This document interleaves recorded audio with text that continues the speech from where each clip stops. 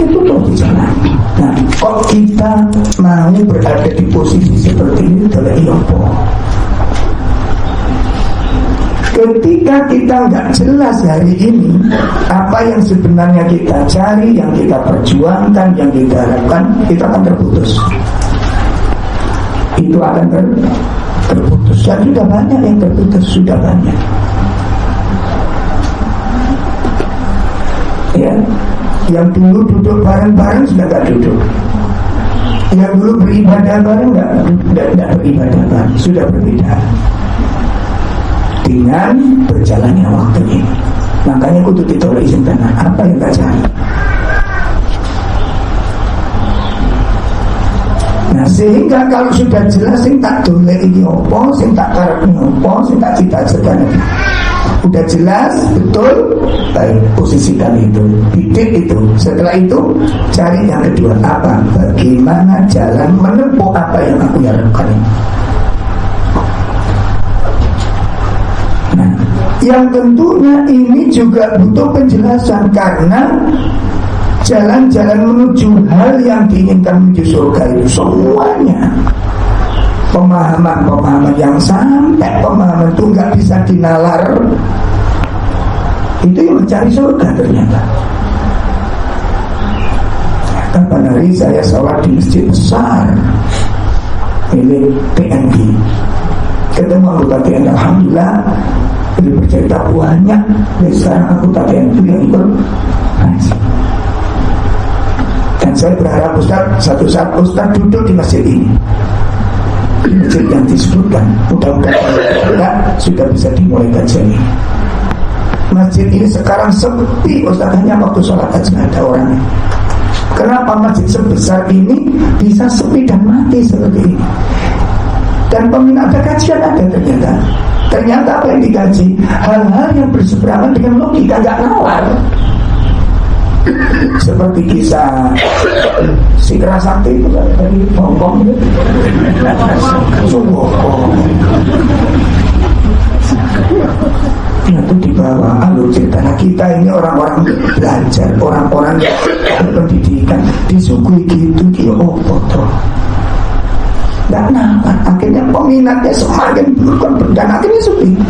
Dan betul-betul tidak ada yang berminat kecuali memang kelasnya sungguh komplit yang bisa terima alur-alur seperti itu. Masya Allah. Dan ini berkembang, Pak. Itu di dunia orang-orang yang berpendidikan. Nah, di kampung-kampung bisa kita saksikan, bisa kita simak.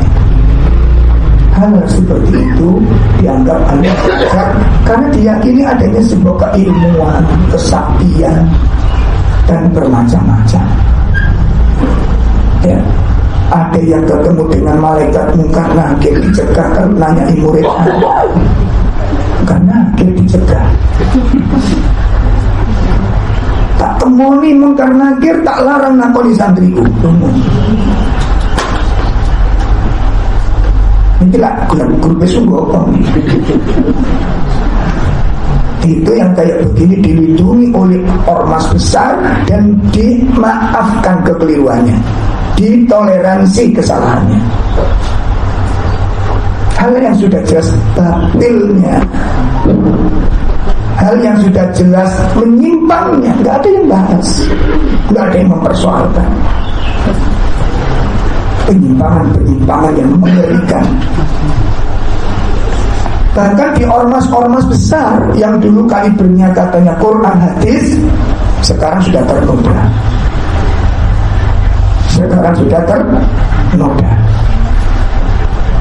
Terakhir kalimat yang keluar ketika mengikuti acara yang sebelum-belumnya, generasi ulama sebelumnya nggak ada yang hendak mengamalkan, sekarang diamalkan di ormas tersebut. Alasannya tokoh-tokoh besar kita sebelum kita sudah ada yang mengamalkan. Dasar hukumnya apa? Tokoh kita sudah mengamalkan. Tokoh, bukan ulama. Ulamanya nggak ada yang lakukan. Sebuah acara, sebuah ritual yang sebelumnya diingkari, hari ini diamalkan dengan penuh keyakinan seksama. Lalu ketika diprotes oleh salah satu jamaahnya, kan ulama kita, iya memang nggak ada, dan cuma ini kita bukan beribadah tapi budaya. Ini budaya. Gimana Ustaz jawaban jenengan? Nah kalau budaya berarti infak yang diberikan dapat pahala enggak? Dapat pahala enggak? Selesai. Terus amalannya yang begitu banyak, begitu besar, puluhan dan ratusan juta yang menelan biaya itu. Terus kegiatan sekian jam dan sekian minggu persiapannya, itu nilainya apa? Ibadah atau sia-sia? Ini suruh berpikir, ahli berpikir Pak. Dan itu Masya Allah, apa yang dicari? Zona aman. Sudah nggak masuk fitnah-fitnah yang hari ini sedang kita jalani. Ya. Nah, ibu-ibu sekalian yang dimuliakan Allah, pastikan Bapak Ibu dalam perjalanan kita ini ada dua sisi tadi. Yang pertama, yang kita cari sebenarnya apa? Yang kita tuju apa? Targetnya apa kita ini? Ya. Yang kedua, bagaimana jalan menempuh target tersebut? Kalau kita benar-benar mengikuti jejak para salaf, yakni generasi terbaik umat ini. Jadi jangan takut dengan bahasa salaf dulu. Sekarang salaf itu ya Allah kayak momok yang matanya lebar, merah, giginya bertaring, bercucuran darah gitu. Itu betul dengan salaf itu. Ya.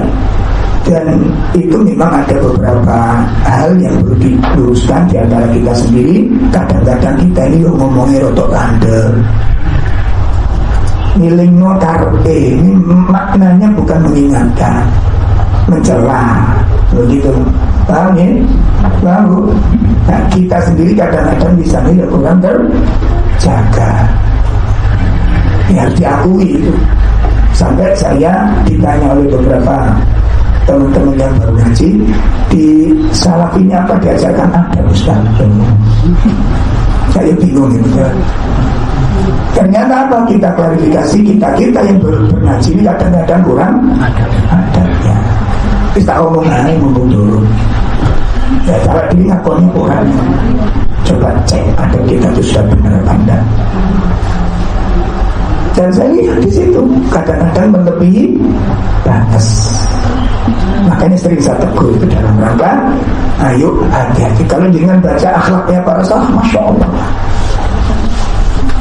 Ya, terutama di benak kita, jangan diberi kesempatan, jangan diberi peluang rumongso. Kalau bahasa kita itu ojo sok, ya. Kalau bahasa kita itu apa? Ojo sok. Itu pesan saya. Dimanapun Anda tinggal, dimanapun Anda berada, dimanapun Anda talim, jangan dikasih tempat sekecil apapun. Rumongso luwe berilmu, rumongso luwe ngerti, itu jangan dikasih tempat ada di hati kita. Jadilah orang-orang yang bertawadhu. Jadilah orang-orang yang khudu, dan belajarnya menjadi hamba-hamba yang khusyuk. Kenapa? Ilmu kita ini sangat sedikit. Walaupun orang memandang kita ilmunya sudah banyak, makanya kadang-kadang bapak-bapak kan diceluk Ustaz tinggal ini.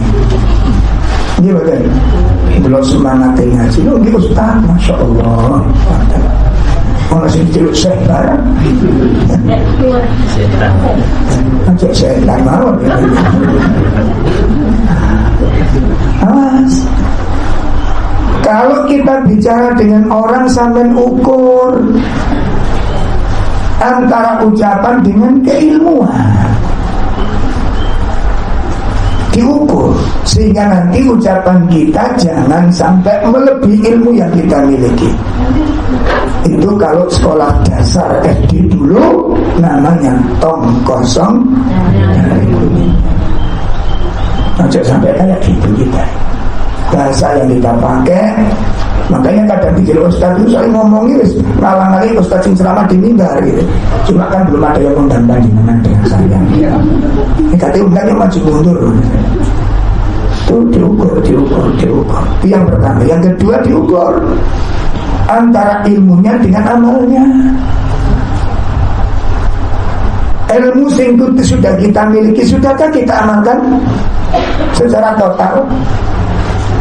Antara sing wis diamalni kali dereng kada budi.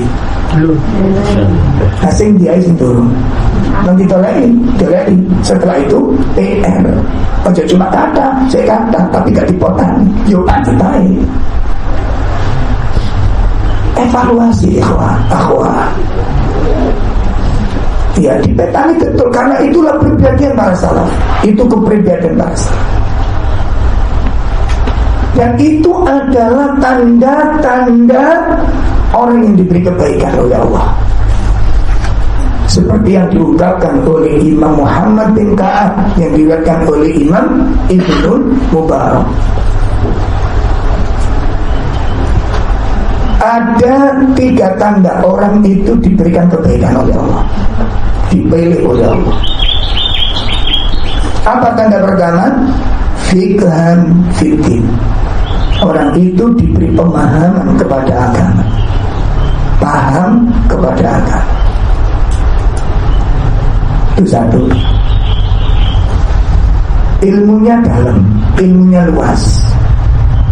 Itu namanya fikhan, paham. Ngerti dalil, ngerti karepe dalil. Ngerti dalil, ngerti karepe dalil. Itu paham namanya. Ya.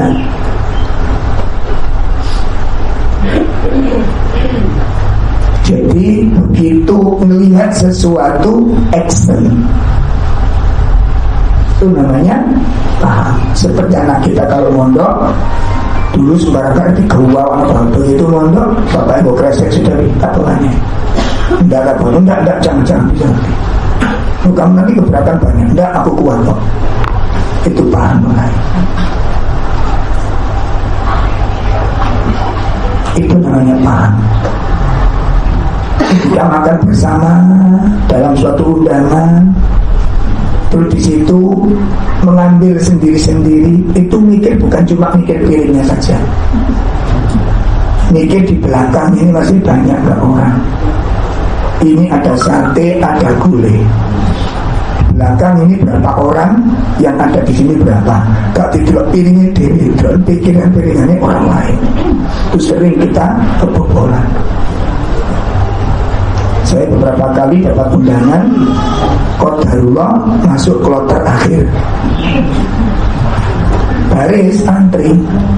Bisa pertama itu ube tak parah nih, kok suwe betul dari sini kan di sini kok sampai minta ini. Berarti harus minta nah. Iku sampai ube kila yaumil qiyamah. Yang harus minta berarti sing disik-disik nangis. Disiki, namun itu sampai pikir, nek sampai itu kloter awal, sakrebut ini kira-kira boleh pantas. Ini itu ambil sampai si ke atas ini tadi. Suatu langsung nomor 5. Udah kesukaan itu 5 ya. Namun tadi kita omong walaupun sekedar omongan saupo, tapi itu tadi masalah itu masuk akal. Sehingga sifat-sifat ini yang namanya sifat isar itu tidak mewarnai keindahan kita. Sifat isar itu sifat mendahulukan orang. Nah itu pastilah. Apakah kita punya karakter itu? Selalu memikirkan orang lain dulu. Apa ada di dalam diri kita? Itu sifat para generasi terbaik. Itu karakter generasi terbaik. Apapun itu saya tekankan, kumpul dengan siapapun, hatta berkumpul dengan orang yang secara fisik belum sesuai dengan sunnah. Jangan kita rumongso lebih baik dari dia. Tak ulangi lagi. Walaupun secara fisik kita sudah nyunah dan dia belum nyunah, jangan rumongso lebih.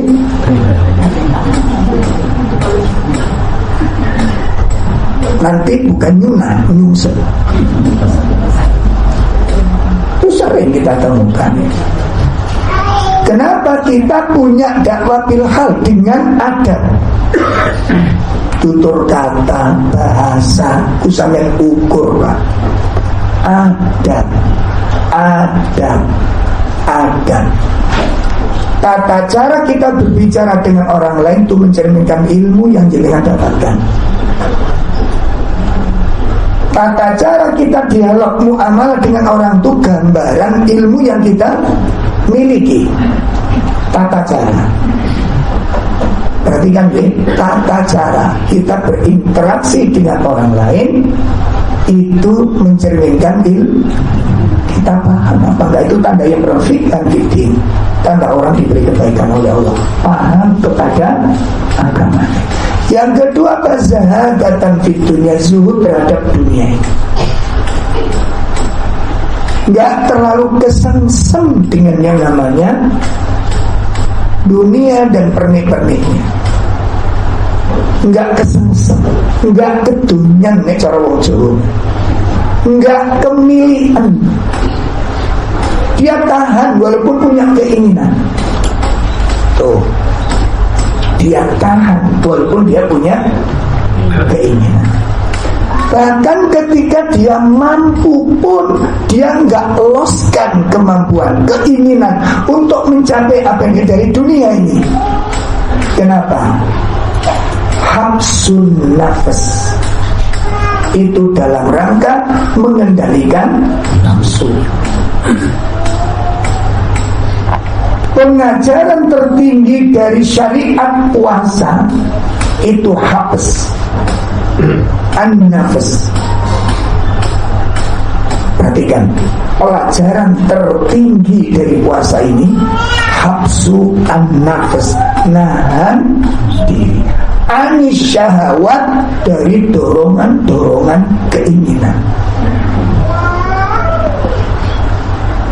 Perhatikan, hadisnya kan bicara orang mukmin kalau makan dengan usus berapa? Lupa ususnya ya. Berapa? Oke, orang kafir makan dengan usus berapa? Kata Nabi apa? Lupa ya. Tidak apa-apa, dimaafkan.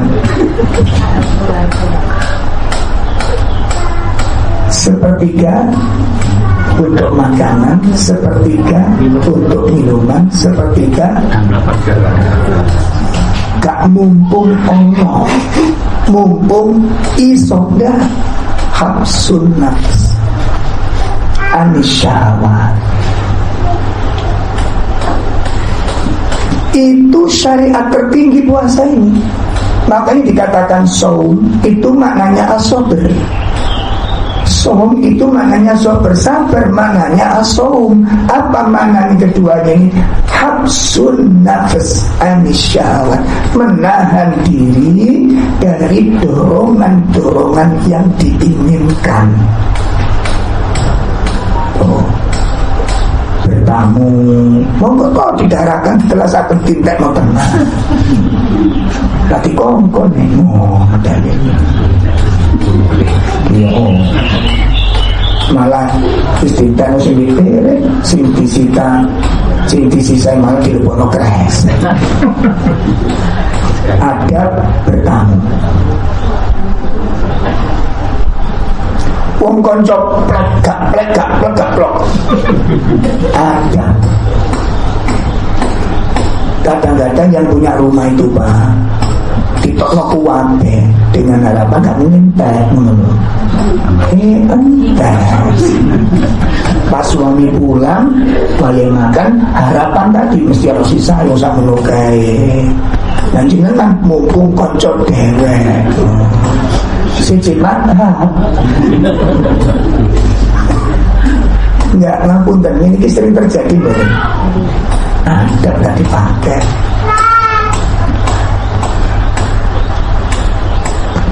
Perasaan itu dipakai. Jelas ini.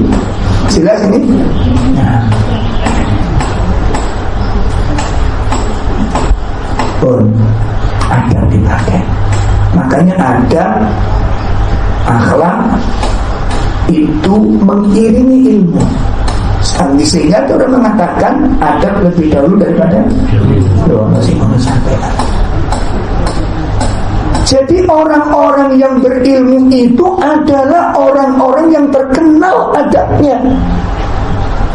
Kok malah justru hari ini kita temukan orang-orang kita ilmu kok justru sangat kasar adabnya. Ayo dievaluasi para bapak bersikap lembut pada para istrinya, pada anak-anaknya, kepada cucu-cucunya. Tuh, ayo dicoba. Ibu-ibu orang yang paling lembut dengan para suaminya dan paling menghormati suami. Oh, hal seperti ini karena kita ngaji manhaj, kamu kan kudu tegasan. Karena ngaji manhaj, kita kok tes sampai mertuanya dites bisa. Loh, kenyataan aku terus ngomongin fakta benar, fakta. Nah hukum sudah qala Allah, qala Rasul, enggak peduli mertua, qala Allah. Tabrak semua. Ada retorikanya. Ibnu Umar duduk bersama Umar bapaknya dan tokoh-tokoh ahli Badar, pejuang-pejuang Badar. Nabi duduk bersama mereka, hadir Ibnu Umar. Nabi nanya, di hutan itu ada pohon, yang pohonnya itu akarnya menghujam kelangkep ke dalam bumi, buah-buahnya bermanfaat. Dan itulah gambaran orang mukmin. Pohon apakah itu? Para sahabat yang sepuh-sepuh ini nggak tahu. Ibnu Umar ngerti, aku tahu itu kurma. Cuma kata ngomong iki ono bapake. Iki ono ulah apa sahabat-sahabat kelasnya perang, pejuang prajurit perang Badar, pahlawan perang Badar ditahan. Untuk apa? Menghormati mereka. Kalau kita menunjukkan kecerdasan, kurma, si tua-tua malah keren. Tuh kan? Akhirnya ketika pulang, Ibnu Umar ngomong, ya Abah, saya tadi tahu loh yang dijaga. Aku ngerti jadi itu kurma, tapi aku sangat menghormati mereka. Ini ada orang-orang sepuh kita. Kata ibu, kata Umar, justru aku berharap kalau tadi kamu ngomong. Itu sebuah etika. Coba ayo bapak ibu punya rencana yang sedikit berbeda. Kalau ngomong gantian apa iyalah. Biasanya biasa pengalaman itu loh. Ini apa sih pelani? Ayo. Iyalah. Mentok dalil masing-masing. Masya Allah. Itu nggak cocok. Di Abu Dawud. Masya Allah. Di situ Bukhari. Itu namanya cekcok syar'i. Masih membahasnya bahwa kita serem. Ya ada yang kurang memang kita. Ada yang kurang yang perlu direvisi, diulangi, diperbaiki cara nalar mengambil ilmu ini. Baik. kita akan melanjutkan pembahasan qawaidul Qur'aniyah fil hayat wan nafas. Oh iya, kurang satu. Ada 3 tanda tadi? Ya.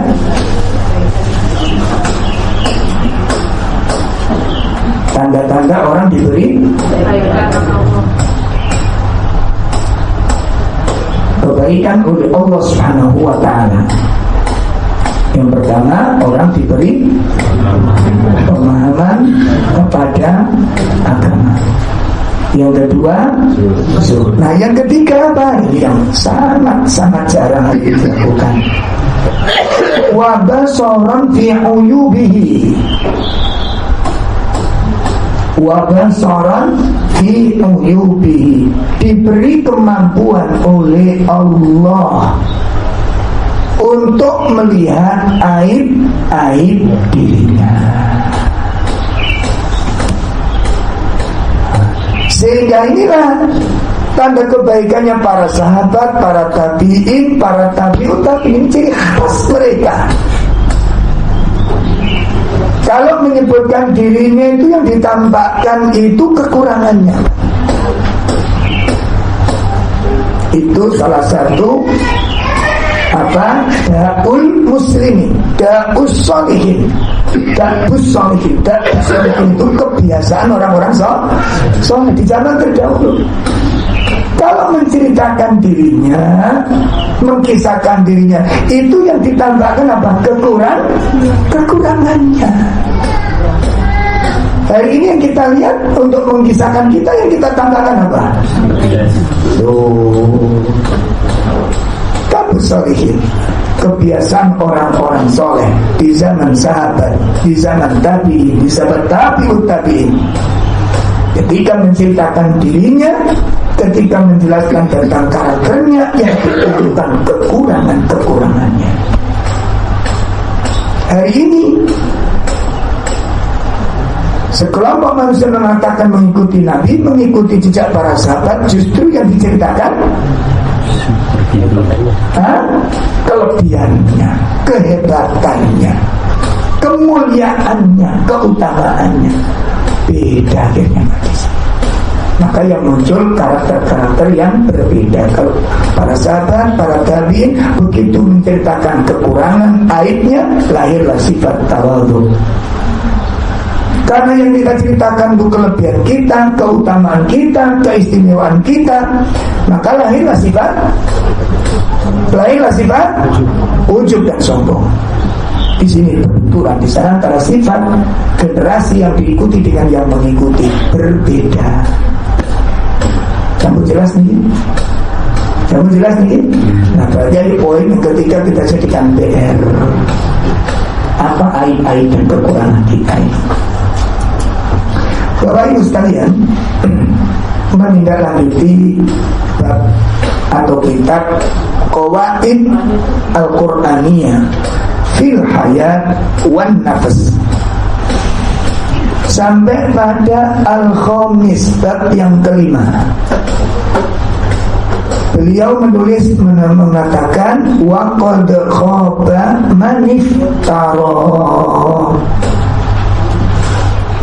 wa qad khaba man iftara, yang artinya dan sungguh merugi orang-orang yang mengada-adakan kedustaan.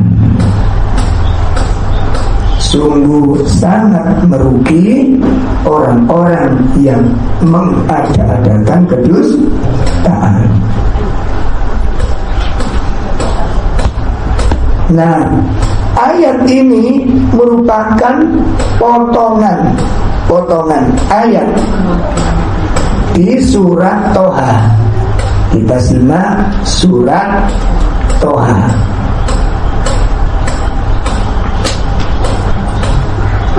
Ayat 59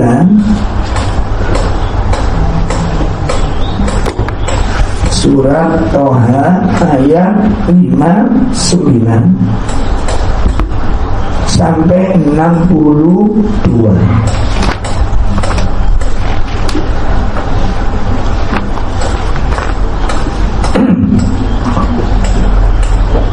Sudah ketemu? Surat Toha, surat 20, ayat berapa?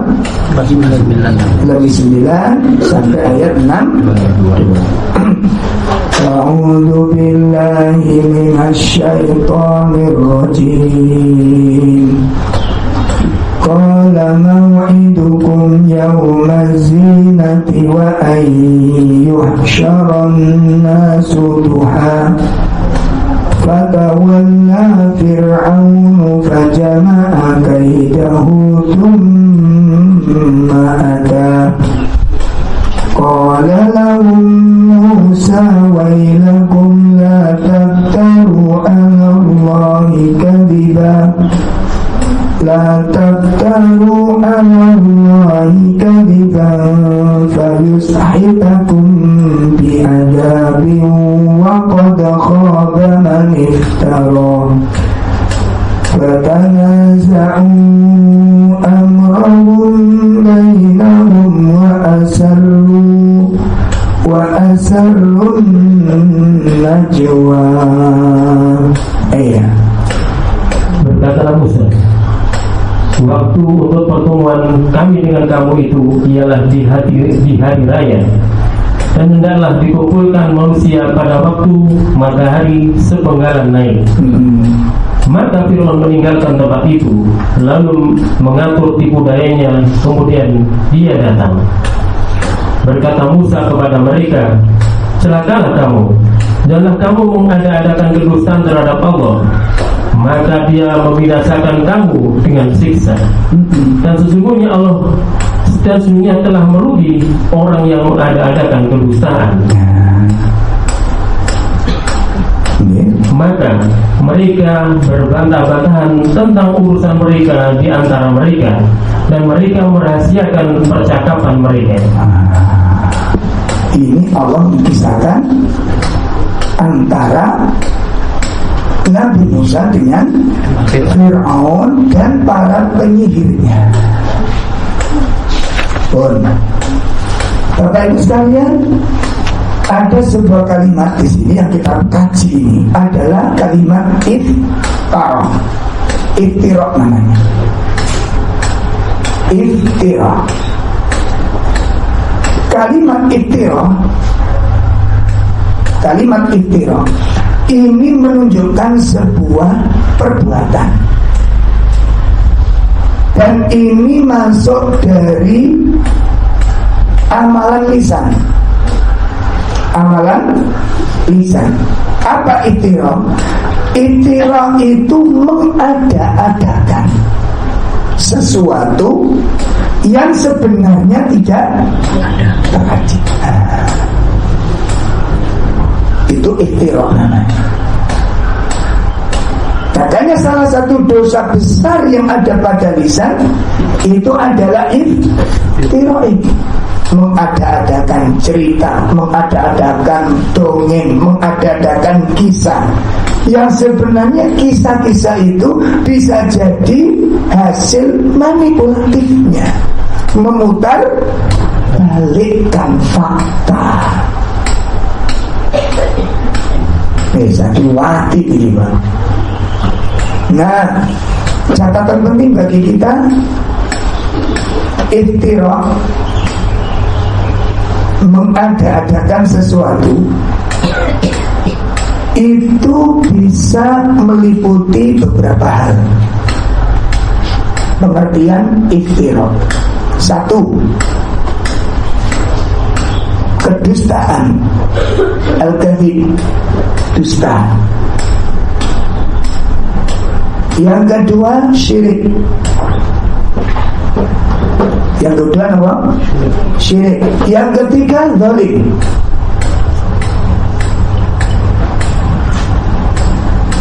Yang ketiga apa? Zalim. Boleh. Ini bentuk dari iftira. Bentuk dari apa? Iftira. Jadi ada kaitannya dengan kedustaan. Nanti untuk menghancurkan nama baik orang, itu bisa disebut iftira. Menjebak Nanti ada kisah-kisah yang dihadirkan oleh ulama kita ini, bagaimana bentuk-bentuk iftiraq yang dilakukan oleh manusia untuk menghancurkan orang yang dibencinya, menjebaknya, lalu mengada-adakan sesuatu yang sebenarnya orang itu tidak melakukannya. Ini hati-hati panjenengan. Makanya kenapa kita tidak boleh cerita hasil diceritani. Ngerti maksudnya? Ngertos maksudnya Pak? Ngertos, tapi banyak yang gagal. Sambil serumuan. Itu berapa kali kita ngomong. Sudah dengar hasilnya. Ustaz Robo. Loh kenapa Ustaz Robo? Gak dengar berarti. Kemarin saya ketemu jamaah yang di sana, katanya berapa kali kita mengutarakan ini dan itu sudah dilanggar, dilarang. Dan kita tetap istiqomah sampai hari ini. Sampai jari sopo lulus viral di jamaah suruh kabeh sampai seturu ini gak entawi air punya aku gak pernah dibuka sampai itu gak teluk gak aktif sehingga hatiku malah salah di mata halo yang action Masya Allah itu justru dia membawa dosa paling besar. Hati-hati sampai hari ini Pak, sampai hari ini berita tersebar, kisah tersebar, isu tersebar. Kenapa? Karena ada wartawan-wartawan ilegal yang sekarang duduk di majelis ini. Ada apa enggak? Ngomong gak om lah buyar nang ngaji. Ngomong gak om lah buyar nang ngaji. Sampai sekarang Ustaz, apa benar berita ini? Dari mana? Katanya. Terus semangat ulang dulu. Katanya. Sudah kalau dengar katanya sampai jeblek belen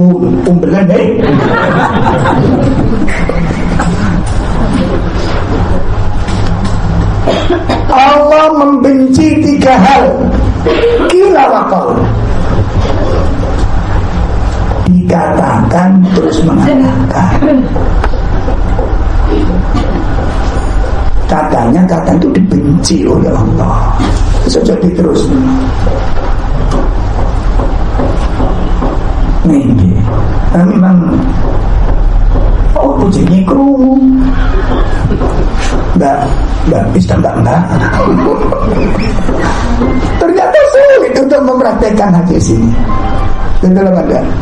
Betul apa enggak? Masih hobi kita gitu loh. Dan itu seperti makanan lezat, gurih, nagih. Denger nggak cerita niku ya Allah, setruk ingat.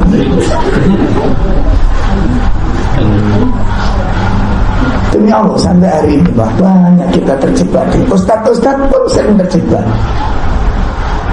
Ustaz diceritani satu orang sudah berani cerita, dan jenengan juga diceritani tak mirip cerita kulo podo ae. Sampeyan kok lho tak mirip cerita kulo, tak mirip wong piro? Wong itu sing cerita sampeyan piro? Wong situ. Halo. Loh, kita masuk gak di sini kita? Masuk kita. Makanya beberapa kasus Pak, setelah kasus-kasus yang ada itu saya kaji ulang sampai ada masjid nolak kita. Ternyata enggak sebenarnya. Masih menginginkan. Ada teman kita yang memang diajak untuk berambut barbar. Nah terus ada salah seorang ustaz kita diberhentikan. Ada 2 orang. Ustaz yang 3, yang 4 masih bertahan. Oleh takbir ini dikurangi gitu loh. Nah teman kita yang di situ jaga sama makel. Kenapa ini kok dikurangi? Akhirnya nggak wis nek diterima situ. Ngakui sampai konsumsi. Wis Gak diterima situ berarti gak diterima. Nah, itu dipahami begitu. Akhirnya Ustaz kita dah gak bisa ngaji di sana karena kita sudah tidak bisa diterima. Oh gitu. Iya, kemarin Ustaz ini diberikan kita dah. Intinya mereka nggak mau, intinya disimpulkan sendiri oleh ikhwan ini. Qadarullah saya pas ngaji di mana mampir ke masjid itu, dan itu beberapa kali kasusnya. Masya Allah, Ustaz kenapa kok gak ngaji? Loh, bingung saya. Loh, katanya sudah diberhentikan. Nah gini Ustaz, baru dikasih. Sebenarnya yang kita hentikan itu Ustaz ini atas pertimbangan kondisi masjid. Itu satu. Ya Ustaz ini jenengan ini masih cuma nah santri jenengan ngamuk. Terus gak diterima itu berarti gak diterima. Katalah kami tetap bertahan. Katanya sudah gak usah. So Ustaz itu tak kandang. Ya gak berani kan akhirnya. Ngubungin kan gak berani. Nah makin masuk kalau masih ada waktu Ustaz mohon untuk diisi lagi. Loh lah kan ini itu arah-arah. Akhirnya klarifikasi ke teman ini, ke santri ini supaya juga enggak salah. Mas, apa benar kisahnya begini? Iya Ustaz, aku mangkel ya. Tuh ngomongin aja nih butuh terong gitu. Mulai itu ya cuma ngomong bahasa itu bahasa provokatif Mas. Gak bener loh. Kayak klarifikasi gini gak cair. Ternyata ada kekeliruan. Dan itu berkali-kali peristiwa kata semacam itu. Ayo, jangan kali kono iso mensikapi kata semacam sing hati-hati betul. Kalau cerita konco situ di kono bisa langsung diterapno disebarkan. Di sana udah gak boleh kemarin. Itu kono sampai katanya. Kayak sing diwaca kayak riwayat muttafaqun alaih. Padahal ternyata maudhu. Hadisnya palsu. Niku masuk iftiraq Pak Bu, hati-hati. Jadi iftiraq itu bisa melebihi kedustaan, bisa masuk ke dalam kesyirikan, dan bisa masuk dalam kezaliman. Itu kalimat iftiraq. Di dalam Al-Quran menyebutkan banyak hal dengan kata-kata iftiraq ini, dan itu sangat berbahaya Pak. Itu poin pertama menjelaskan tentang iftiraq. Yang kedua, iftiraq ini juga menimpa di beberapa sela-sela kehidupan dan agama kita ini. Pertama, iftiraq yang menimpa agama, itu pemicunya adalah ulama su. Pemicunya siapa? Ulama su. Akhirnya terjadilah perbuatan-perbuatan musyrik, perbuatan-perbuatan syirik, perbuatan-perbuatan bid'ah, dan perbuatan-perbuatan mungkar dan keji. Yang membawa siapa? Ulama su. Tuh, mengada-adakan kedustaan atas nama Allah. Terjadi 3 keburukan ini. Terjadi 3 kejahatan-kejahatan. Pertama, lahirlah perbuatan-perbuatan syirik. Yang kedua, menyebarlah perbuatan-perbuatan bid'ah. Yang ketiga, tersebarlah perbuatan-perbuatan mungkar. Nyata. Seperti wanita tidak berhijab halal selama dia menjaga kesopanan. Keruwet man. Akhirnya punya tafsir. Yang perlu dijilbabi itu bukan kepalanya tapi hatinya. Jadi tak berwet mana? Jilbabi hatiku ya apa? Masuk sarung tuntul-tuntul terus dilekong.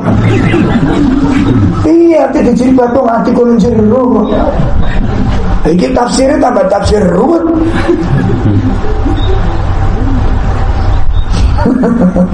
Lho sing gawe nu kelas niku lho Pak, boten kelas aja itu profesor. Lah sing bantah Abdul dia gak masuk. Abdul min aina madrasah, dari mana dia bermadrasah? Ini kelasnya prof, sekolahnya di luar negeri, Mesir, jurusan tafsir, bukan main-main. Ada lagi yang Saudi, S3-nya mendapat nilai ijazah mumtaz. Bayangin coba. Ditanya, Prof, ada orang mengatakan acara kita ini larung sesaji di laut ini katanya sirik, Prof. Gimana menurut pendapat Anda? Kita butuh pencerahan. Kalau Anda nyembah laut ya sirik, gitu loh. Nah, supaya tidak terjadi kesirikan, niatkan sedekah pada ikan di laut. Makanya sekarang ada sedekah laut. Nah, yang namanya sedekah itu diperintahkan oleh ya, ada acara sedekah laut atau tasyakuran laut. Menggunakan di bumi ya sedekah bumi. Tinggal satu belum ada, tahun depan mungkin ada sedekah langit. Ini belum ada sedekah langit, ini belum ada. Balik langsung gokong nanya. Ngeten-ngeten itu lah Mbak Samin memaklumi itu kan budaya. Samin udah perangkapnya kena prenya sunggokong imam Mbak Samin. Ya, makanya untuk menyelamatkan ini supaya nggak masuk sini dimasukkan budaya. Lah yang namanya budaya harus ya kan, no? Dilestarikan dan jaringan dukung begitu dan meridhoi. Silakan dengan dalil sedekah laut tadi. Tapi saya pastikan semenjak Anda ridho, Anda menjadi orang yang paling mengerikan berpikirnya. Tapi memang butuh rapena. Kalau memang benar itu dinakan sedekah laut, mulai kapan ikan bintang itu pesen pura-pura? Mulai kapan ikan tuna pesen kucur? Tolong Pak dijawab Pak. Tolong.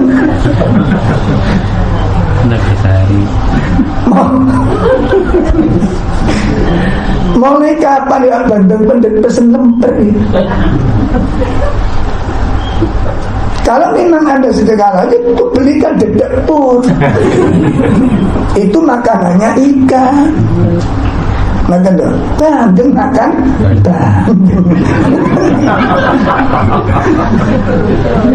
ikan udang pesen mie goreng, pesen bali telur, kayak udang makan udang.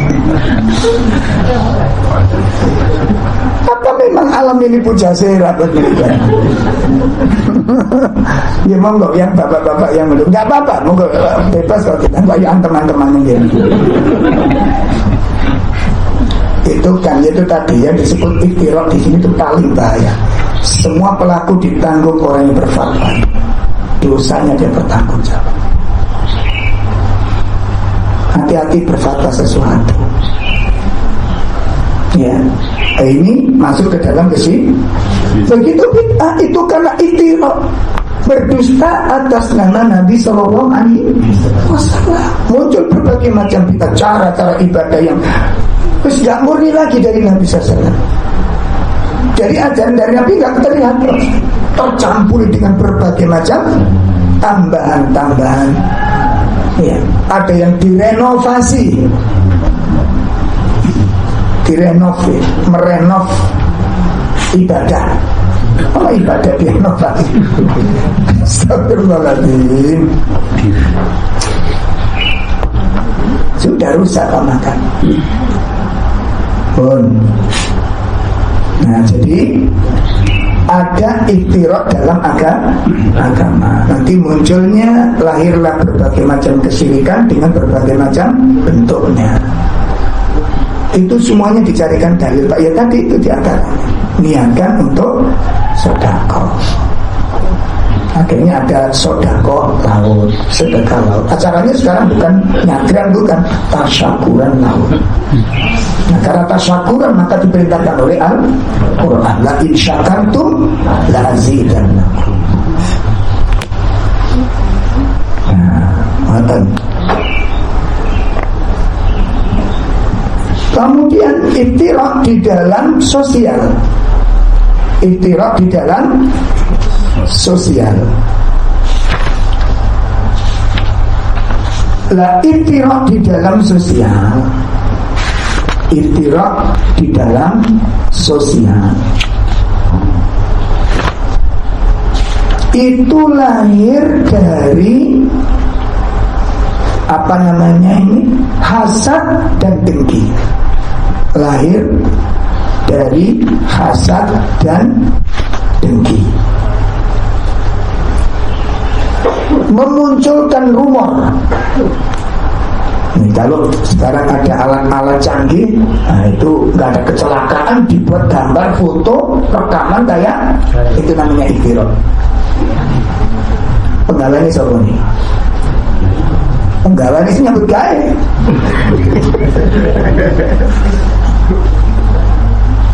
Orang diterkam harimau padahal enggak. Oh, persis dulu loh dia kan. Dia kan? Puas luar biasa Pak. Kayak bener loh. Dikubur terus tangi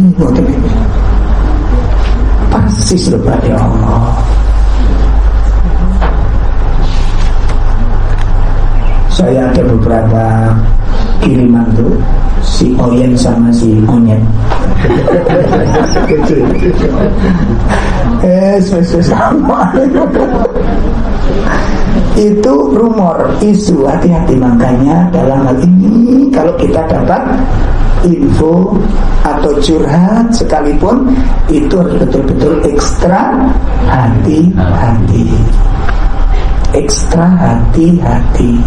Terutama nanti kalau ibu diambil, diminta nasihat untuk memutuskan, jangan sekali-kali sebelum masalah itu dikaji dengan sedalam-dalamnya. Seperti ibu-ibu minta, boleh nggak aku khulu mbak? Boleh nggak aku cerai? Bukan cerai, karena ini keterlaluan.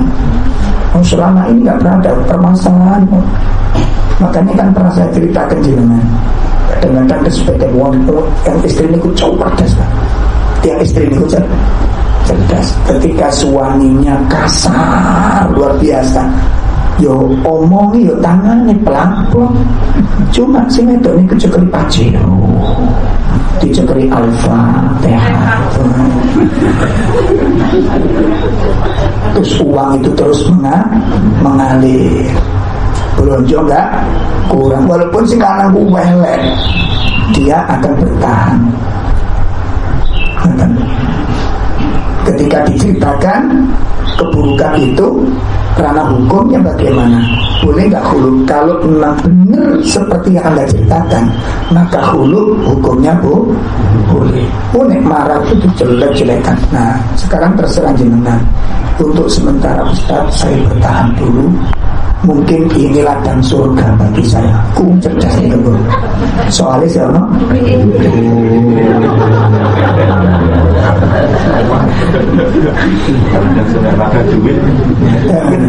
Soalnya masih mengalir. Al-Fatnya belum diganti Al-Baqarah.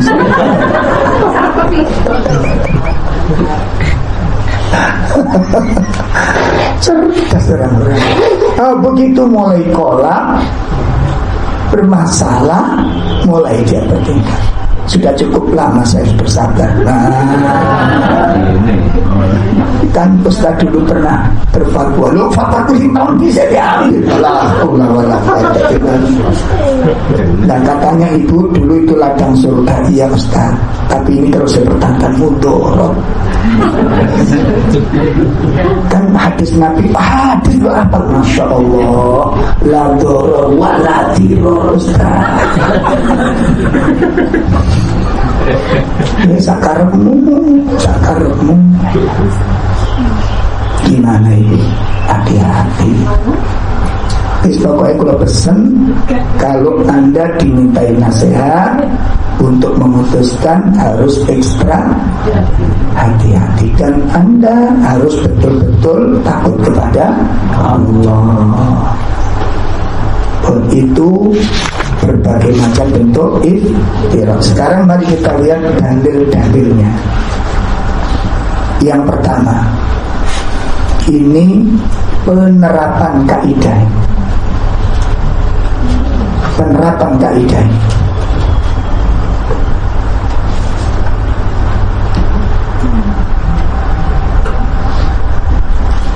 Allah berfirman di surat Al-An'am. Allah berfirman di surat Al-An'am, surat 6 ayat berapa? 93. Al-An'am 93. A'udzu billahi minasy syaithanir rajim. وَمَنْ أَظْلَمُ مِمَّنِ افْتَرَى عَلَى اللَّهِ كَذِبًا أَوْ قَالَ أُوحِيَ إِلَيَّ وَلَمْ يُوحَ إِلَيْهِ شَيْءٌ وَمَنْ قَالَ سَأُنْزِلُ مِثْلَ مَا أَنزَلَ اللَّهُ وَلَوْ تَرَى إِذِ الظَّالِمُونَ فِي غَمَرَاتِ الْمَوْتِ وَالْمَلَائِكَةُ بَاسِطُو أَيْدِيهِمْ أَخْرِجُوا أَنفُسَكُمُ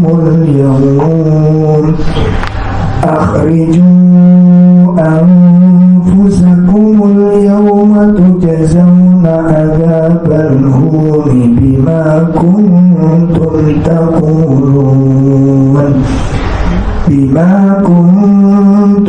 تَقُولُونَ عَلَى اللَّهِ غَيْرَ الْحَقِّ وَكُنتُمْ عَنْ آيَاتِهِ تَسْتَكْبِرُونَ.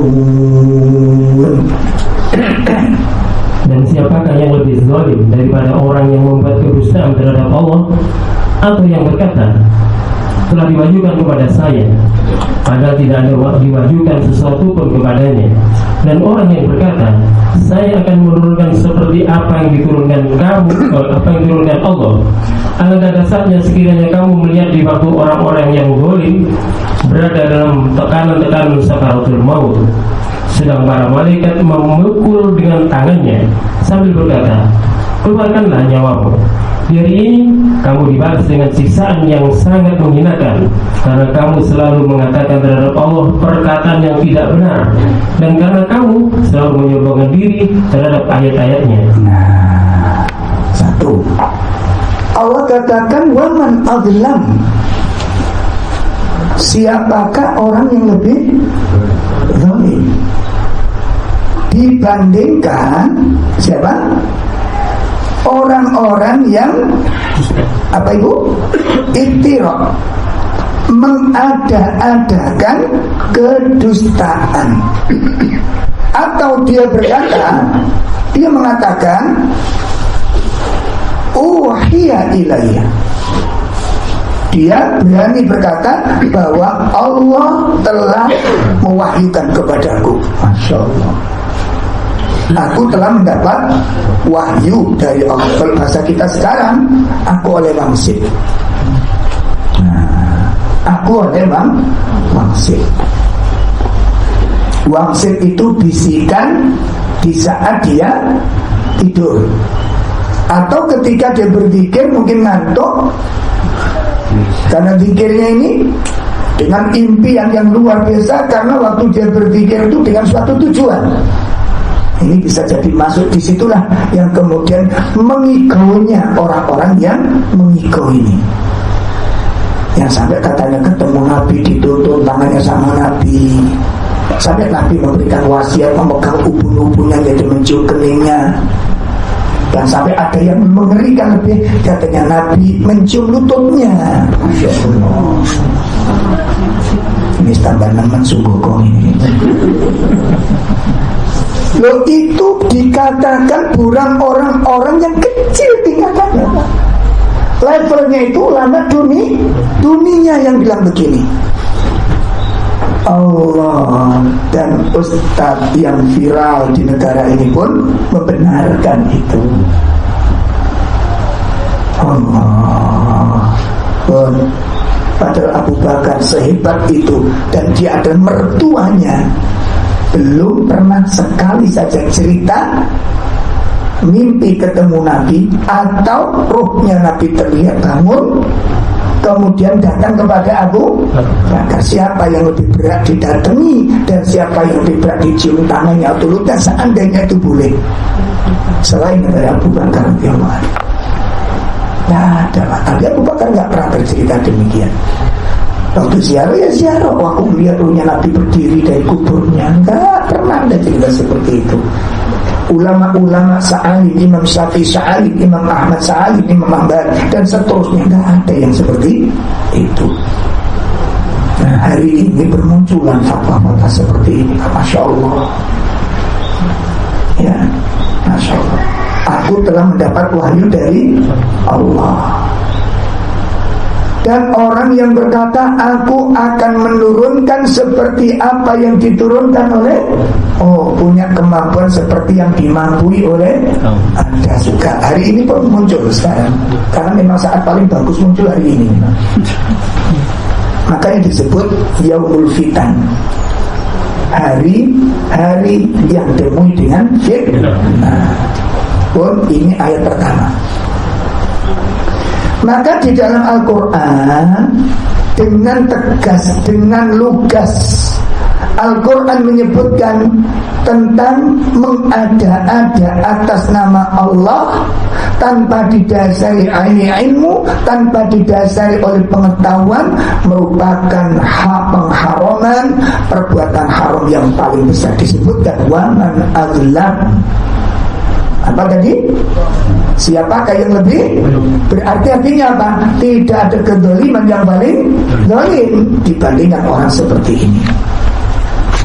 Nah, senada dengan itu, dibuka surat 2, senada dengan itu, sejalan dengan itu, kita buka surat 2 ayat 79. Surat 2 ayat 79. Nah, ini nanti bermunculannya perbuatan-perbuatan bid'ah. Katanya Allah telah mensyariatkan seperti ini. Nah, hati-hati makanya. Fawailul lilladzina yaktubuna al-kitaba bi'aydihim thumma yaqulun hadza min 'indillahi liyashtaru bihi thamanan qalila fawailun lahum mimma katabat aydihim wa wailun lahum mimma yaksibun. Maka kecelakaan yang besarlah bagi orang-orang yang menulis Alkitab dengan tangan mereka sendiri. Lalu dikatakannya ini dari Allah, dengan maksud untuk memperoleh keuntungan yang sedikit dengan perbuatan itu. Maka kecelakaan besarlah bagi mereka akibat dari apa yang ditulis oleh tangan mereka sendiri, dan kecelakaan besarlah bagi mereka akibat dari apa yang mereka kerjakan. Ya Allah, ini Pak. Perhatikan, ini lebih mengerikan juga, gak kalah ngerinya. Fawailun, maka celakalah, kecelakaan besarlah bagi siapa? Siapa? Lilladzina yaktubuna al-kitab bi'aydihim, orang yang menulis kitab-kitab dengan tangan-tangan mereka sendiri. Artinya apa? Dengan akal, pendapat, pandangan dia sendiri. Jadi dia menulis sebuah syariat, sebuah tuntunan ya, sebuah kaifiah cara beribadah itu hasil dari apa? Karya pikirannya sendiri. Tapi setelah itu yaquluna hadza min indillah. Apa yang tertulis dalam kitab ini syariatnya itu datang dari Allah. Itu kecelakaan besar bagi orang seperti itu. Maka muncul perkara-perkara yang baru-baru itu. Ini diantara nanti akan kita kupas lanjutannya. Dalil yang kedua.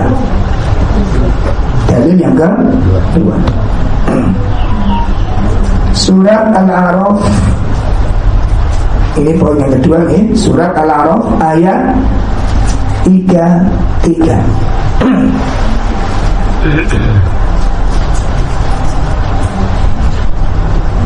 Surat Al-A'raf ayat berapa? Qul innama harrama rabbiyal fawahisha ma dhahara minha wa ma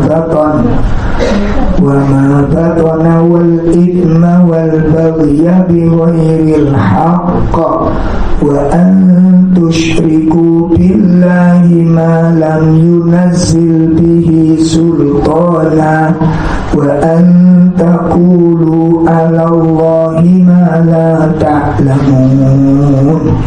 Katakanlah, Rabbku hanya mengharamkan perbuatan keji, baik yang nampak ataupun yang tersembunyi, dan perbuatan dosa, melanggar manusia tanpa alasan yang benar, mengharamkan atau mempersekutukan Allah dengan sesuatu yang Allah tidak menurunkan hujah untuk itu, dan mengharamkan mengadakan terhadap Allah apa yang tidak kamu ketahui.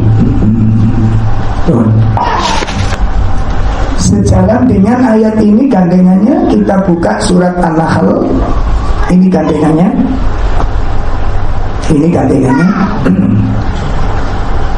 Allah hanya mengharamkan apa tadi di ayat 33 tadi? Allah hanya mengharamkan perbuatan-perbuatan yang keji, baik yang nampak maupun yang wal itsm, dan perbuatan-perbuatan dosa itu haram. Wal baghi juga melanggar hak-hak manusia, dolim, termasuk perbuatan syirik juga Allah haramkan. Itu yang diharapkan Allah. Namun di sisi yang lain, nanti ada sekelompok orang membuat aturan sendiri, ada larangan sendiri, ada perintah sendiri. Perhatikan, mengharamkan sesuatu yang Allah tidak haramkan, menghalalkan sesuatu yang tidak Allah halalkan. Nanti ada. Mari kita simak surat An-Nahl ayat 116. Surat An-Nahl surat 16 116. Wala taqulu lima tasifu alsinatakumul kadhiba hadha halalun wa hadha haramun litaftaru 'ala Allahil kadhib innal ladina yaftaruna 'ala Allahil kadhiba la yuflihun. Dan jangan kamu mengatakan terhadap apa yang disebut oleh lidahmu secara dusta, ini halal dan ini haram, untuk mengada-adakan kebohongan terhadap Allah. Sesungguhnya orang-orang yang mengada-adakan kebohongan terhadap Allah, dia adalah beruntung. Masya Allah. Perhatikan dengan baik. Nah ini, jangan kamu mengatakan terhadap apa yang disebut-sebut oleh lidah-lidahmu secara dusta. Apa? Ini halal, ini haram. Contohnya apa? Membuat larangan-larangan dalam kehidupan sosial. Bulan Muharram tidak boleh hajatan. Ada sebagian wilayah kalau bulan haram tidak boleh hajat. Akhirnya kalau bulan haram itu aman, kita tidak ada penghalang teror. Dan uang itu dipegang terus insya Allah. Al-aman gitu. Jadi ini duit al-aman gitu. Kalau Dzulhijjah laisal aman. Nanti duit ini kalau dilu wis kudu mangan mlebu amplop situ-situ lah sing ngundang niku sak deretan RT niku sok apa betul. Dia betul. Bulan Maulid sama bulan Dzulhijjah, Masya Allah. Yang namanya orang punya gaib gitu. Saya itu pengalaman pas pengajian lah, nonton subuh berangkat karena pulau liwat kampung cek cepet la haula wala quwata illa billah bukan karu-karuan ini tahu wutuk sana tahu wutuk sini terobosan berita ngeri kok Pak ini betul sakit tutup total balik kok betul sakit balik mau dan setiap putih jadi hampir gak tutup kan Pak saya pernah ya Allah luar biasa Dzulhijjah. Makanya saya kepingin banyak tamu kalau pas hajatan bulan Muharram. Soal kalau ewangi benar. Kalau di tempat saya itu ada 4 bulan, ya tidak boleh 3 bulan. Muharram, Sya'ban, Dzulqa'dah. Ya itu yang tidak boleh. Muharram itu bulan keramat, 1 Syuro apalagi itu barengan munculnya sumber bolong 1 Syuro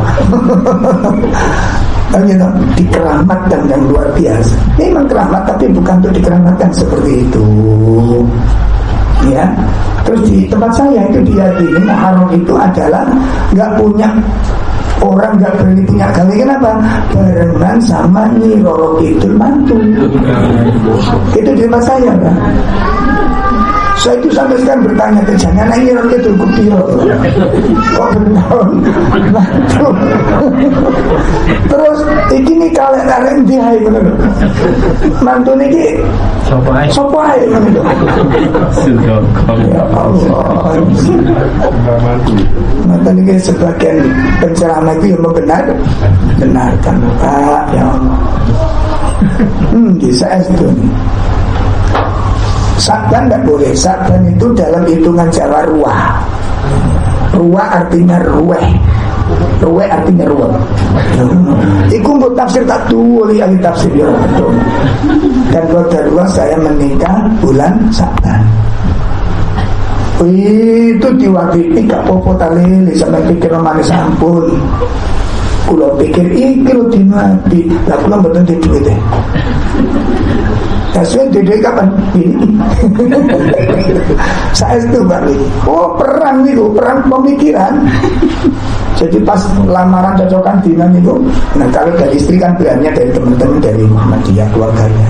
Cuma ada beberapa mbah yang memang masih terserah pokok sing lanang sapa siap nang tetok. Lah keluarga kami, nah itu mantapnya mau coba itu. Kliwon wakil itu masih kawan lah. Watuk wakil upain. Itu semuanya dihitung itu. Mulai nandur. Kami hafal di keluarga kami kuat sekali itu. Kuat sekali. Hitung-hitungan Jawa itu kami hafal. Saya punya kalender Jawa itu ya, Hijriah itu 1 abad punya saya. Jadi 3 tahun yang akan datang hari raya itu hari apa itu tahu sih. Ada kalendernya di rumah. Saya punya. Kamu saya kira sih enggak ada itu. Saya punya kalender 1 abad itu. Jadi nanti kalau sudah sekian tahun itu tanggal 1 Muharram itu balik lagi. Betul. Itu 1 abad. Punya saya kalender itu Mas. Hitungannya itu yang Jawa itu. Iya. Dan keyakinan ribuan seperti orang nikah, nanti orang hamil 4 bulan. Nah itu tersebar itu diyakini dari Allah Subhanahu wa Ta'ala, itu diyakini dari Islam. Diyakini dari apa? Islam. Masya Allah. Nah itu penerapan yang kemudian muncul, nggak boleh ada haram, ini haram, nggak boleh. Apalagi hari-hari yang coplok pusar itu, tahu coplok pusar? Itu hitungan Jawanya ada, tidak boleh kemana-mana kalau bulan coplok pusar. Ini hari naas, makanya kan hari naas, dino naas, bulan naas. Nanti ada namanya nogo tahun, tahu gini kan? Itu begini ngerti ya? Mudah-mudahan nggak ngerti terus. Ada Pak, nanti kalau pindahan rumah itu pas nogo tahun ini, saya tuh heran waktu di Jitokari dulu. Rumah itu kan ngadep ke selatan Pak. Rumah itu ngadep ke selatan. Loh ini ku muter itu kemburi Pak. Karena Pak nogo tahun ini idul ngadep ngalor. Jadi setahun itu kan ada 12 bulan, 12 bulan dibagi 4 itu. Jadi orang cepat itu, lu ketemunya gue nongcong cepat nih. Suro, Sapar, Mulut, iku ono ngendi. Batu mulut, cuma tilawal, cuma dilahir, ono ngendi. Lalu nih pas bulan itu jangan pindah rumah, nggak boleh langsung nyocok. Itu namanya ngekei mangan nogo tahun, nogo sosok. Nogo sari, nogo sari itu nogo ini sih ngemplok sampai sih ngemplok. Itu sampai muter cek soroni sih Pak, guna-guna boma ya itu ngerti kok. Anu saja nih, awak dia ini kumum boten yakin tapi mbah-mbah ini sok puri Ustaz Kamoro. Masya Allah, kalau sini dia ngoten dah. Bakat nikah berawani ya napa nih di mangkane iki wis ana dimati. Lha cocokan dina enak lho, gak situ gara-gara keblak iki keblak. Coba yang larang itu siapa coba? Saya tanya dari mana itu? Enggak ada, itu akal alal kadzibah tadi itu. Atas kedus yang tidak terikat sama sekali dengan syariat fikih manapun, tidak ada itu. Ngerti loh. Nah sekarang lagi tren nikah di hadapan mayat, ngerti nih. Gitu, masih jono mana? Nah, untung ya bapak ikat ngomong si mati. Iya, tak sekseng. Ya bapak buyar nih kan. Ini ada yang baru-baru sekarang lagi tren itu nikah di hadapan. Wong sudah disepakati nikahnya kurang 2 bulan. Sudah disepakati berhubung bapak mati, dadak mantene dilongkon nikah. Ini perkara baru yang perlu dijelaskan. Yang kedua perhatikan. Nah, ini bukan masuk dalam akidah, cuma ada tambahan yang menggelitik gitu loh. Ketika akad nikah, temu manten, anak membaca puisi di hadapan ibunya.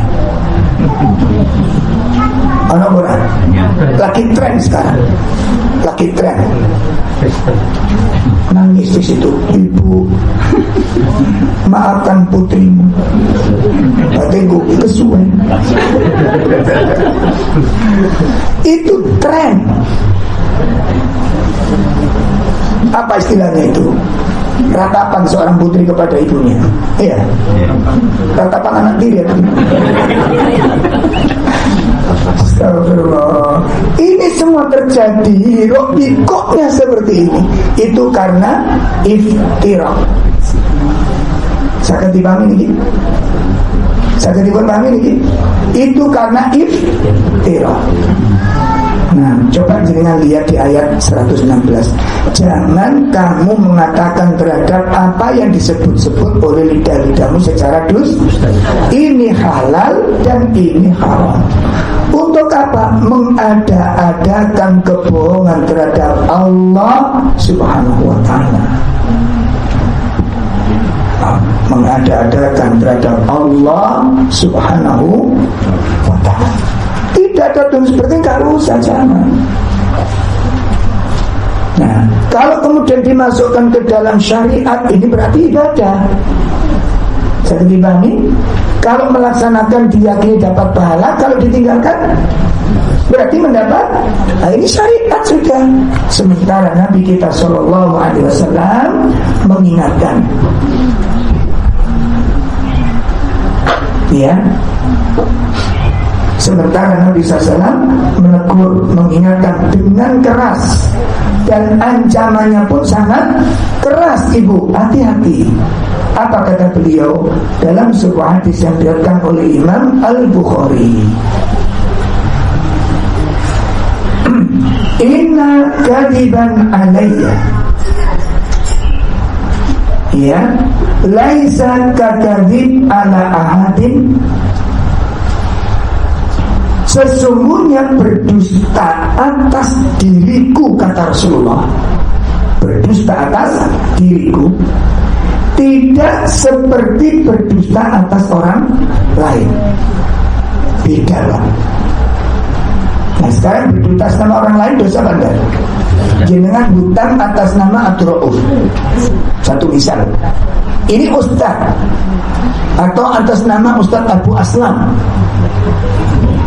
ya, saya minta tolong ke jenengan karena dapat rekomendasi dari Ustaz Abu Aslam, padahal beliau tidak merekom. Itu dosa besar, apalagi atas nama Rasul.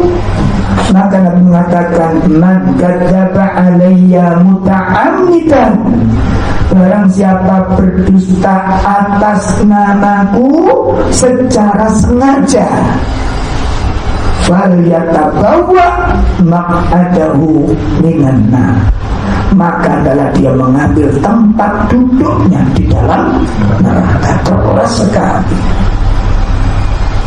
Ya, makanya termasuk membaca zikir harus sekian. Kan sampun dipun terangi, Pak. Zikir niku wonten kalih. Ada dua. Satu zikir mutlak, yang kedua zikir muqayyad. Ini zikir mutlak pun penjelasannya, zikir yang tidak ditentukan jenisnya, jumlahnya, waktunya, itu mutlak. Berarti apa saja boleh. Baca tasbih silahkan, baca tahlil silahkan, baca takbir silahkan, baca sholawat silahkan, baca Quran silahkan. Ya, berapa surat apa tidak ditentukan. Mau Al-Baqarah silahkan. Saya dipahami. Mau baca ini silahkan. Berapa kali nggak ditentukan. Ini namanya mutlak. Yang kedua zikir apa tadi? Muqayyad, zikir yang sudah ditentukan jumlahnya, waktunya, jenisnya. Itu ditentukan, jangan dirubah. Contoh, soal zikir atau sholat, ada ketentuan sudah, ada ketetapan seperti yang dicontohkan oleh Nabi. Ya, zikir adab-adab harian, masuk rumah, keluar rumah, naik kendaraan, mau tidur, bangun tidur, ini sudah ditentukan. Semua jelas? Nah, doa masuk masjid, doa keluar masjid sudah ditentukan jumlahnya, tempatnya, bacaannya. Seketibangi, itu namanya muqayyad.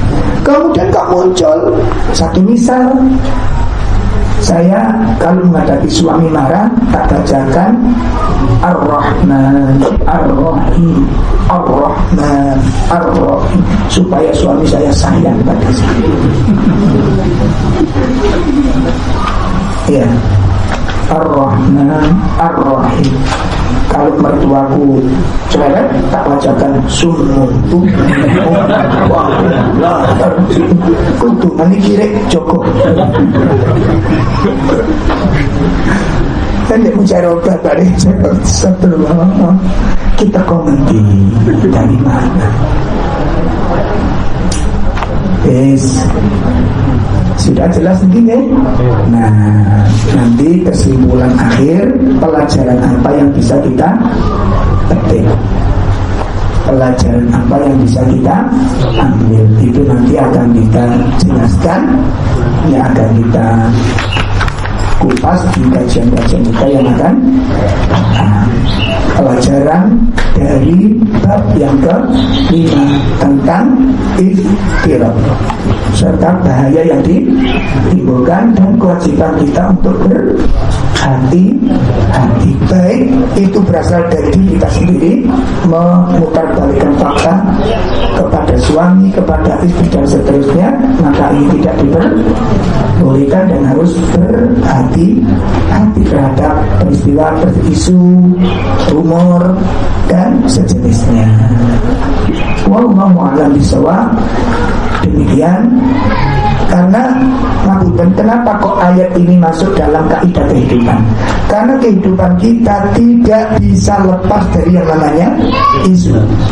Betul apa enggak? Betul apa enggak? Kehidupan kita tidak bisa berpisah dengan yang namanya rumor. Enggak bisa pisah.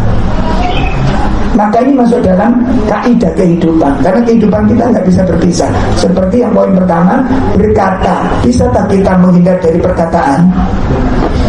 Nah, cuma saja permasalahan kita berkata yang bagaimana. Karena perkataan itu dituntut. Makanya kita kadang-kadang loh ini kalau kata kamu nih opo. Ini aku muni kok salah, tapi gak muni ya opo, ya muni ya. Ya Allah, itu kaidah. Makanya gak bisa lepas dari kehidupan. Ada satu riwayat, ini contoh. Ada ibu nanya ke saya, pertanyaan, Ustaz, gimana kita itu bermasyarakat? Maunya itu dia sendiri mengatakan itu nggak ada, tapi gimana lagi? Begitu loh. Ngerti maksudnya ya? Ngerti maksudnya? Dia sendiri mengingkari, tapi ya gimana lagi? Soalnya kalau kami tidak melakukan, kan kita hidup bermasyarakat, Ustaz. Kalau enggak, nanti pasti dibicarakan oleh masyarakat. Gimana Islam cara mensikapinya, Bu? Kalau ibu kumpul sama orang, itu dibicarakan, itu wajib. Jadi persoalannya bukan antara dibicarakan atau tidak dibicarakan. Dibicarakan orang itu pasti, karena kita kumpul sama orang. Gitu loh. Imam Syafi'i pernah ditanya oleh salah satu anggota majelis, ya Imam, mohon nasihat. Saya bingung menerapkan agama dan pemahaman di tengah-tengah kehidupan masyarakat. Saya coba ikuti pendapat yang ada, selalu gak cocok. Saya coba terapkan, si fulan usul, kamu jangan gini. Akhirnya saya ikuti. Ditegur yang lain, kenapa kamu gini? Kenapa kok gak begini?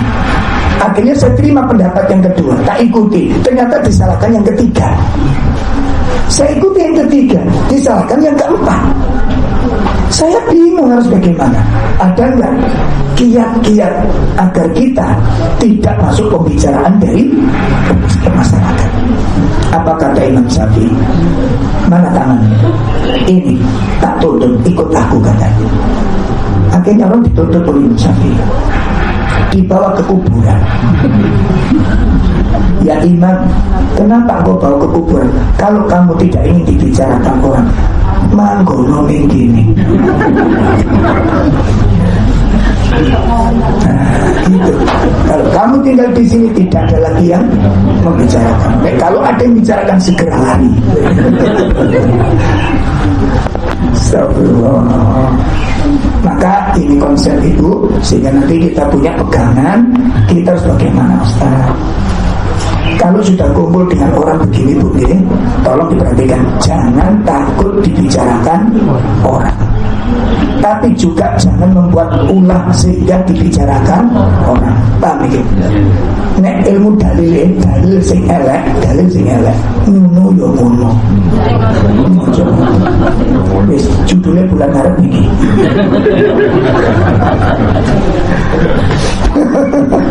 Ngono ya ngono nek aja. Baik, saya kira cukup sampai di sini kajian kita, mudah-mudahan bermanfaat dan Mudah-mudahan Allah Ta'ala melapangkan hati kita, memberikan pencerahan kepada kita. Dan pesan saya, hati-hati dengan lisan, hati-hati dengan lisan.